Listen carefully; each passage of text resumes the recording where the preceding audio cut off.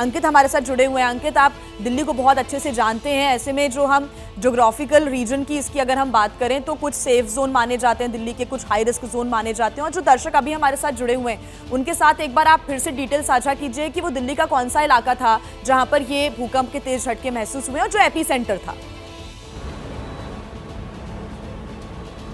देखिए जी, निश्चित तौर पर जिस बात आपने भी जिक्र किया कि सिस्मिक जोन 4 में आता है, लिहाजा यहाँ पर जो है 8 तक की तीव्रता के भूकंप आ सकते हैं। अब 8 तक की तीव्रता तो सोच से परे है, क्योंकि 4 की तीव्रता में ये हालत हो रही है कि जहां पर आपको इतनी तेज झटके महसूस हो रहे हैं। लेकिन क्योंकि स्पेसिफिक जो जानकारी है वो निकल के सामने आ गई है, धौला कुआं के पास पे जो झील पार्क है, झील पार्क के पास में रेल म्यूजियम है। रेल म्यूजियम हम सबको पता है, धौला कुआं पता है, लिहाजा धौला कुआं और रेल म्यूजियम के जो नजदीक है इस भूकंप का केंद्र। और ये जो एपी सेंटर है, इसमें जो इसकी गहराई थी भूकंप की वो 5 किलोमीटर थी। इसी वजह से दिल्ली एनसीआर और जो है जो आस पड़ोस के जो शहर है वहां पर ये झटके तेज महसूस हुए। जितना जितना जो नजदीक जा रहे हैं हम एपी सेंटर के, वहां पर लोगों को उतने तेज झटके महसूस हुए। हालांकि अच्छी चीज ये थी कि 1 सेकंड के आसपास का झटका था, लेकिन बेहद ही तेज था।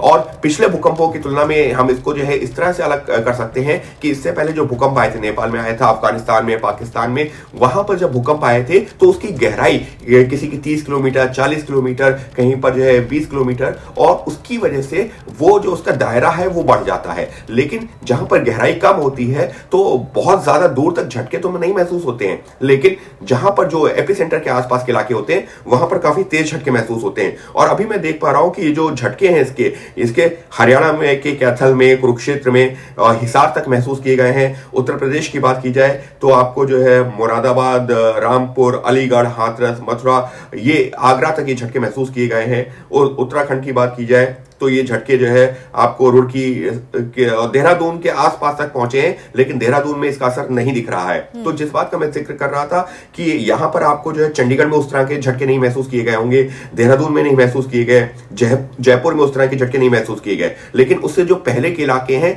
वो तमाम जगहों पर वो झटके मैं देख पा रहा हूं कि वो महसूस किए गए हैं जो अब तक की जानकारी सामने आई है। तो जो सबसे बड़ी वजह है वो यही है, क्योंकि इसकी गहराई कम थी, लिहाजा एपी सेंटर के पास में जो भी इलाके होते हैं वहीं सबसे ज्यादा जो है वो झटके महसूस किए जाते हैं। और इससे पहले भी जी अगर हम बात करते हैं, जो नेपाल में भूकंप आया था, एक बड़ा भीषण भूकंप जो जिसकी वजह से पूरा उत्तर भारत समेत जो कई इलाके जो देश के हिल गए थे, तो वो जो है जो उसका एपिसेंटर था उसके आसपास बेहद काफी सारा नुकसान हुआ था। लेकिन यहां पर गनीमत यही रही है कि उतनी तीव्रता के झटके नहीं थे, लेकिन क्योंकि हम एपिसेंटर के बेहद ही नजदीक है, इस वजह से ये झटके ऐसे महसूस किए गए हैं। और पहले की तुलना में और आज की तुलना में भूकंप, शायद आप भी इस बात से एग्री करेंगे कि वो झटके कुछ अलग जरूर थे, क्योंकि यहां पर आपको एक सरसराहट महसूस हुई है। आपको ऐसा नहीं है कि बहुत ज्यादा डोलते हुए नजर आए हैं। इस वजह से ये झटके, जो नींद खुली है वो एक अलग ही एहसास के साथ खुली है। या तो कोई बहुत बड़ी मशीन ऑन कर दी है, नीचे से वाकई कोई ट्रेन गुजर रही है,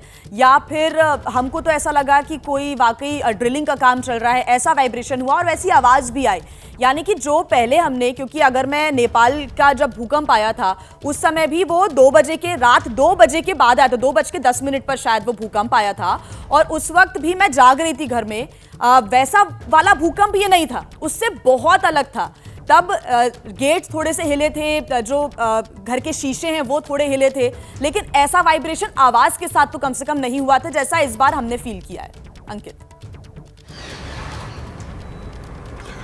बिल्कुल बिल्कुल जी, और यही जो है यही अंतर है, इसी बात का मैं जिक्र कर रहा था। अब आप खुद सोचिए, जब जहां पर जो नेपाल में या अफगानिस्तान में या पाकिस्तान में या जिन जिन इलाकों में जो है भूकंप आते हैं, वहां पर जो लोग नजदीक होते हैं उनके साथ क्या होता है। क्योंकि अमूमन जो है हम इतनी दूर होते हैं और एपिसेंटर अगर हमसे जो है मान लीजिए 100, 150, 200, 400 किलोमीटर दूर है, तो हमको बस वो झटके महसूस तो होते हैं, तब भी जो है बिल्डिंग्स हिल जाती हैं, तब भी जो है लोग जो है सड़कों पर उतर आते हैं। लेकिन जो उन इलाकों के पास में होते हैं उनके साथ क्या गुजरता है, उस बात का एहसास हमको आज जो भूकंप का झटका आया है दिल्ली एनसीआर में, खास तौर पर दिल्ली के धौला कुआं और रेल म्यूजियम के बीच का जो हिस्सा जहां पर इसका एपिसेंटर था, उसके आसपास के इलाकों में क्या क्या गुजरता है या क्या कुछ फील होता है, क्योंकि जो आवाज थी वो अपने आप में एक डराने वाली सी होती है कि आपको समझ में नहीं आता ये हुआ क्या। घड़घड़ाहट के साथ में जो आवाज, वो इससे पहले के भूकंपों में शायद हमें तो बहुत सारे लोग ऐसे हैं जिनको नहीं याद होगा कि इस तरीके का भूकंप जहां पर आपको घड़घड़ाहट की आवाज सुनाई पड़ी हो। आपको इससे पहले जो भूकंप आए थे, लाइट हिलती हुई, पंखे हिलते हुए, उनकी आवाज नहीं आती है, लेकिन इस बार तो वाइब्रेशन की आवाज आई है बकायदा।